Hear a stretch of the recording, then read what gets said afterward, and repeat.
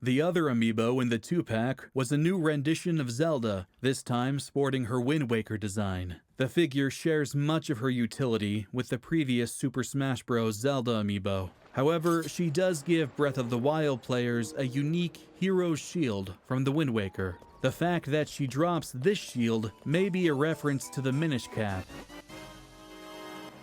In Echoes of Wisdom, this figure, alongside every other Princess Zelda amiibo, unlocks the blue attire, a vibrant variant of Zelda's traditional royal outfit.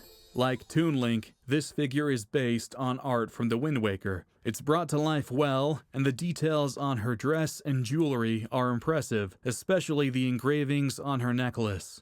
Other than that, there's really not a whole lot to say about this figure. She shares Link's expressiveness, but her pose is just kind of boring. Since this iteration of the character shares the same base design with Zelda's from games like the Minish Cap or Spirit Tracks, maybe Nintendo should have based her pose on art from one of these titles.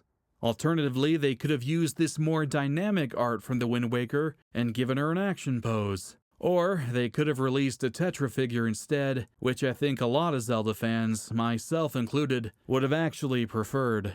It's still a good figure, don't get me wrong, what I'm saying here is just personal preference. 2016 and 2017 was the beginning of the end for most in-depth amiibo functionality. This was around the time that Nintendo began to change their approach.